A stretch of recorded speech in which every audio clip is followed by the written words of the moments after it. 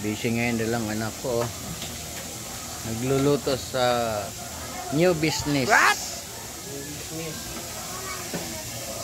Ano yan ya? Maha. Pabili.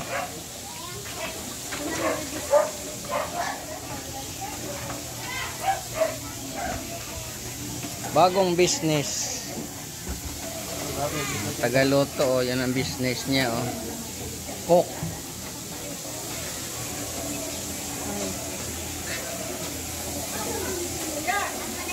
Ito naman yung isa. Wow, sarap na niluto mo dyan. Malapit na ba yun dyan? Nagutom na ako. Oh, busy sila lahat dyan, oh. Sa pagluluto ngayong umaga. Kaway-kaway naman kayo dyan.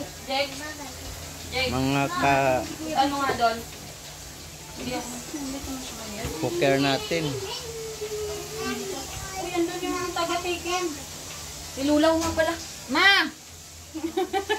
Ah, ka mama ba? Tikman daw lang, sabi ko yung matalap.